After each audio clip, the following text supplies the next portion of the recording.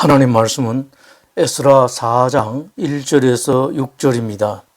사로잡혔던 자들의 자손이 이스라엘의 하나님 여호와의 성전을 건축한다 함을 유다와 베냐민의 대적이 듣고 스룹바벨과 족장들에게 나와 이르되 우리도 너희와 함께 건축하게 하라.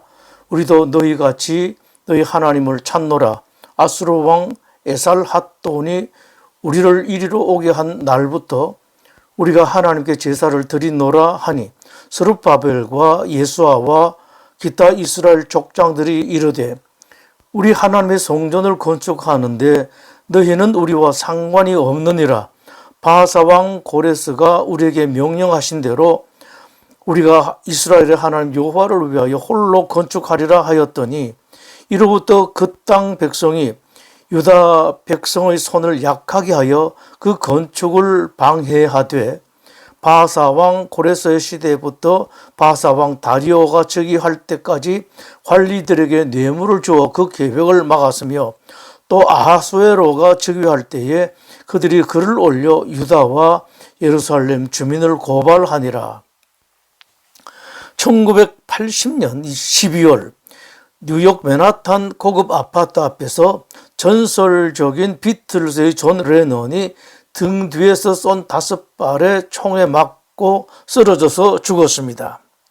참으로 아이러니하게 총을 쏜 사람은 존 레논의 광팬이었습니다. 더욱 아이러니한 것은 그가 존 레논을 총으로 쏜 이유입니다. 그 이유는 그 광팬이 너무도 좋아하는 존 레논의 노래 이메이진이라는 노래 가사 때문이었습니다. 그 노래의 가사 일부입니다.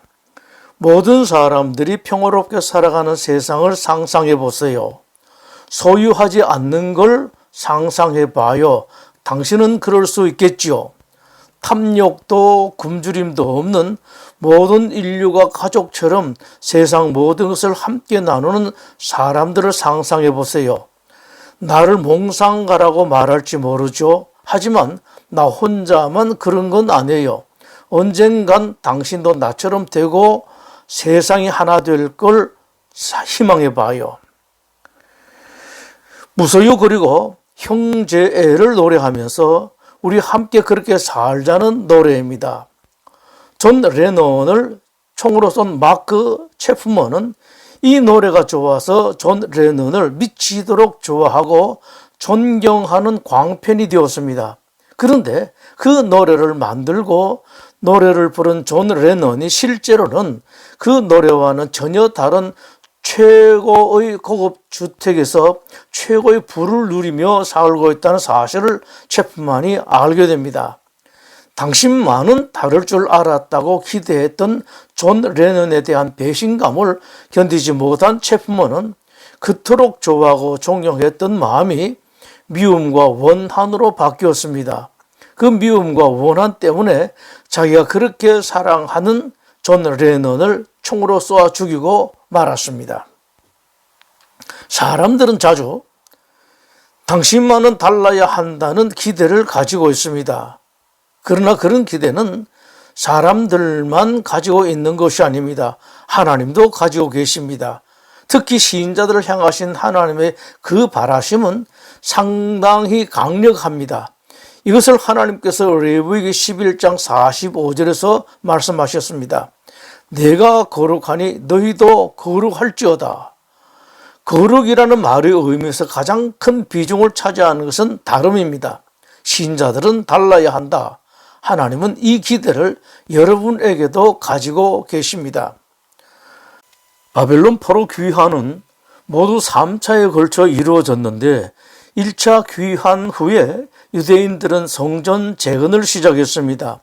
기초 공사부터 시작해서 모든 것이 순조롭게 진행되었습니다. 그러나 하나님의 사람들에게는 항상 특별한 적이 있습니다. 기독교 신자들에게는 세상 사람들에게 있는 적도 있고 거기에 더해서 하나님의 사람들에게만 있는 어둠이라는 특별한 적이 있습니다. 신자들 모두가 잘 알고 있을 것은 어둠이라는 적은 변장을 잘합니다. 어둠은 갖가지 모습으로 변장해서 신자들을 공격합니다. 사마리아 사람들이 예루살렘 성전 건축에 동참하게 해달라고 요구했는데 유대 지도자들이 거절했습니다.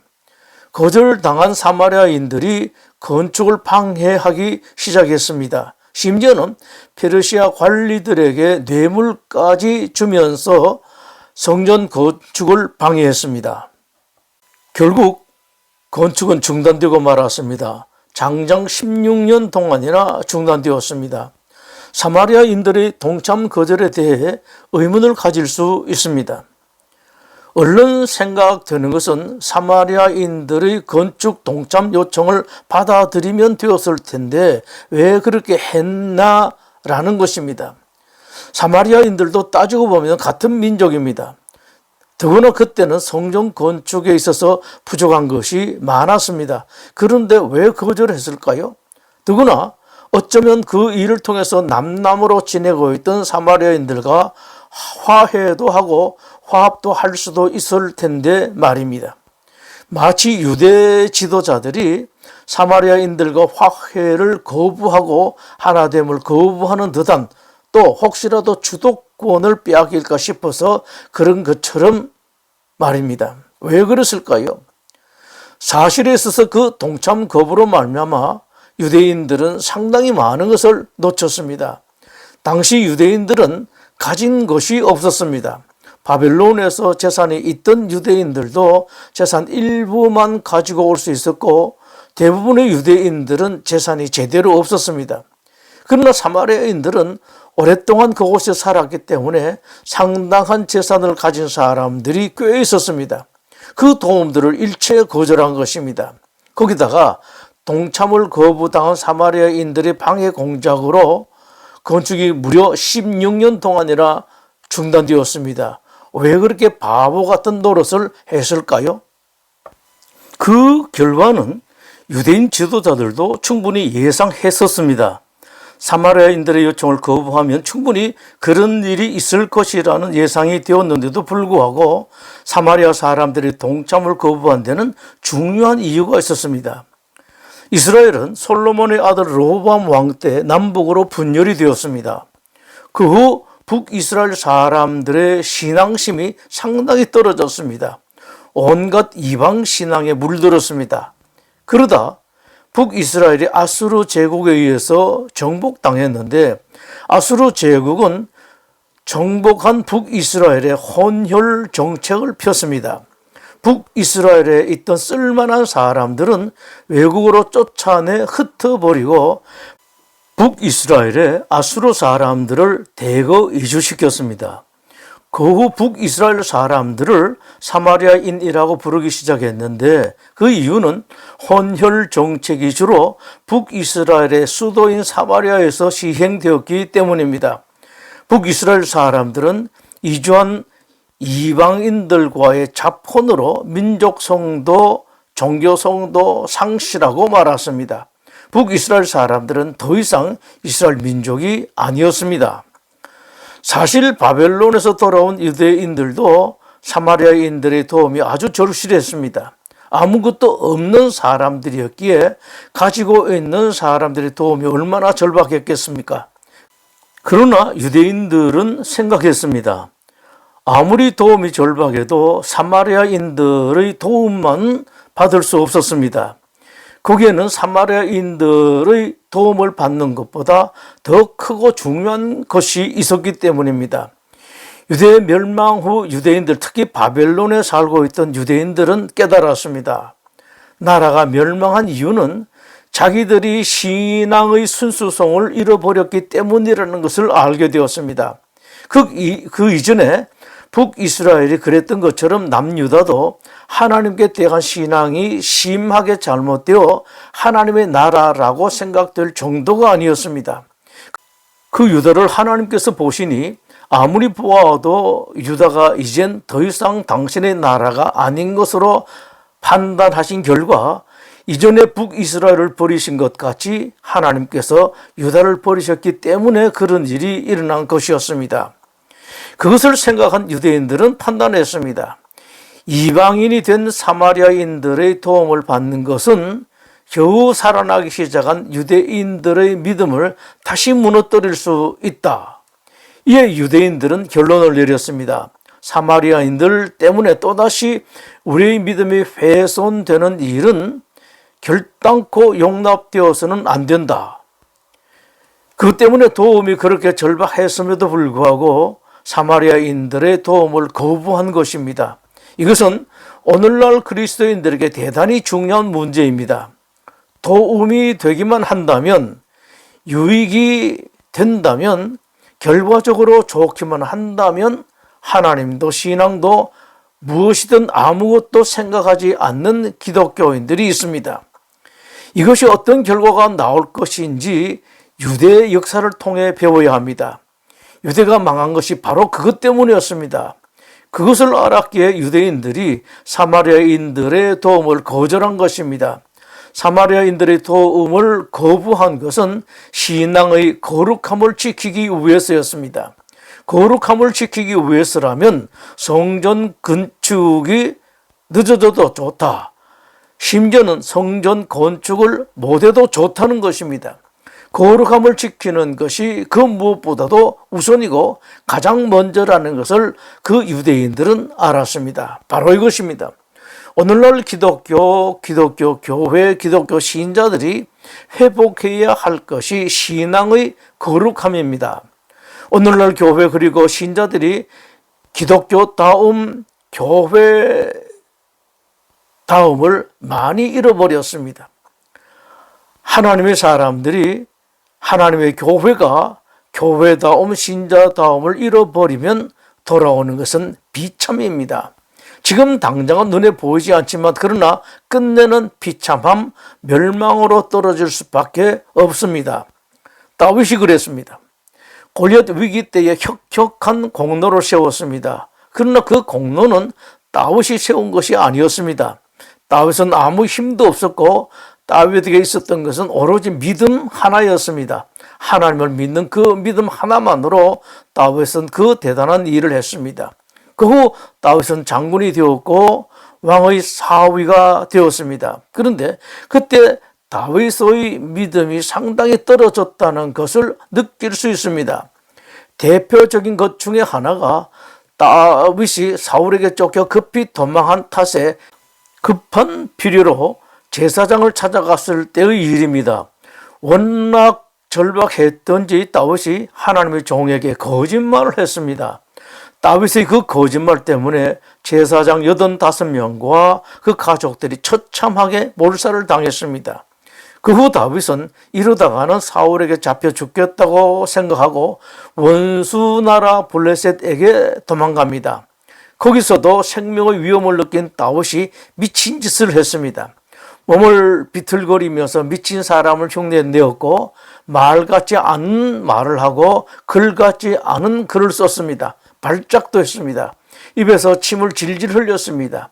다윗이 그렇게 거짓말로 수많은 하나님의 종들과 가족들을 죽음에 몰아넣고 블레셋에서 추하고 비참하고 초라한 모습을 보인 이유는 단 하나, 재주를 부려 살 길을 찾으려고 했기 때문입니다. 즉 그 위기를 모면하려고 재주에 의지했고 하나님을 찾지 않았습니다.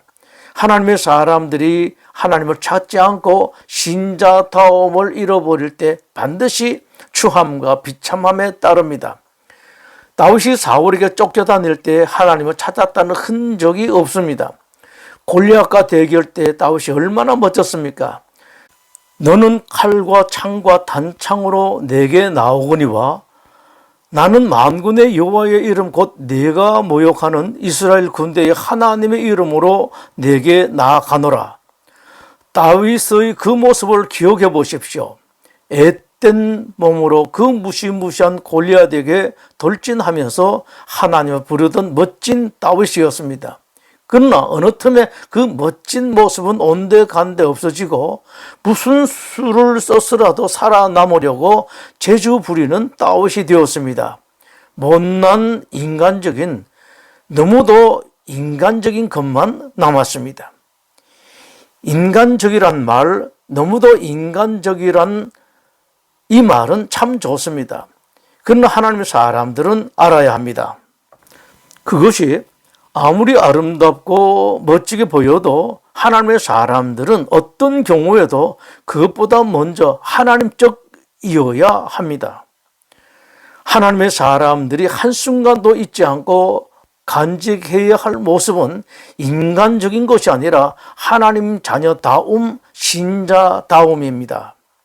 날이 갈수록 기독교 교회와 신자들에게 팽배해지고 있는 것이 실용주의입니다. 실용주의가 무엇입니까? 나타나는 결과가 제일이다. 결과가 곧 진리라는 주의입니다. 팽배한 기독교 실용주의 때문에 교회도 신자들도 늘 계산합니다. 이것을 하면 나에게 득이 될 것인가 아닌가, 이것만 생각합니다. 나에게 도움이 되기만 한다면, 결과만 좋게만 한다면 하나님도 없고 예수님도 없습니다. 이것이 진리인가 아닌가는 생각하지 않습니다. 기독교 실용주의에 물들면 교회도 늘 계산합니다. 이것으로 사람들이 더 모일 것인가 아닌가, 이것만 생각합니다. 그것이 하나님께서 기뻐하시는 것인지 아닌지는 생각하지 않습니다. 어떤 것이 교회다움이고 어떤 것이 기독교적이고 어떤 모습이 기독교 신자의 본래 모습인지 생각하지 않습니다. 그러다 보니 거룩함의 최상위에 있는 예배도, 신자들의 생명줄인 기도도 너무 쉽게 기독교 실용주의의 자리를 빼앗기고 맙니다. 예배, 기도의 자리를 실용주의에 빼앗기고 말았습니다. 거룩함 대신 실용주의가 가득 차서 하나님께서 서실 자리를 잃어버리셨습니다. 기독교 실용주의 때문에 교회와 신자는 능력과 권세를 잃어버렸고 교회는 진짜 대신에 가짜가 득세하게 되었습니다. 예배 안 드려도 특별한 문제가 생기지 않더라. 기도 안 해도 잘못되지 않더라. 큰 손해 없더라. 이런 생각이 신자들 속에 자리 잡게 되었습니다. 예배 안 드려도 기도 안 해도 잠시는 문제가 생기지 않고 손해보지 않고 잘못되지 않습니다. 잠시는 그럴 수 있습니다. 그러나 아닙니다. 하나님께서 서서히 떠나가십니다. 하나님이 떠나가시면 아무것도 남지 않습니다. 그런 실용주의 눈으로 볼 때 기독교 경전 제일 첫 번째 책인 마태복음 1장은 참으로 미련스럽기 그지없습니다. 기독교 예수님의 소상 중에는 이런 사람들이 있었다는 것으로 하필 그런 것만 끄집어냈습니다. 시아버지와 며느리가 낳은 예수님의 조상도 있었다. 술 파는 기생도 있었고 잠자는 남자 입을 들치고 들어간 여인도 있었고 부하의 아내와 저지른 불륜도 모자라 그것을 숨기기 위해서 그토록 충성스러운 부하를 죽인 조상도 있었다고 기록하고 있습니다. 예수님의 어머니가 정혼한 남편의 아이가 아닌 아이를 가졌다는 사실도 보여줍니다. 망할 작정이 아닌 다음이야 어떻게 이럴 수 있습니까?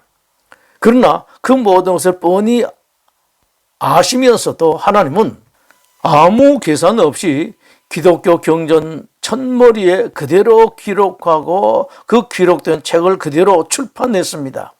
그 까닭은 거룩함을 지키기 위함이었습니다. 손해보더라도 거룩함을 지켜야 한다는 것이 하나님의 생각이었습니다. 하나님께서 지키신 거룩함, 기독교 선배들이 지키신 그 거룩함 때문에 기독교는 그 숱한 위기에서 2000년 동안 망하지 않았습니다. 오히려 날이 가면 갈수록 온 세상으로 뻗쳐나갔고 온 세계의 가정으로 뻗쳐나갈 수 있었습니다. 기독교의 힘은 기독교가 기독교다울 때 있고 신자는 신자다울 때 제일 힘이 있습니다. 기도하겠습니다. 하나님, 우리 성도들이 진정으로 신자다운 사람들, 예수님의 제자다운 사람들이 되게 하여 주시옵소서. 예수님 이름으로 기도드립니다.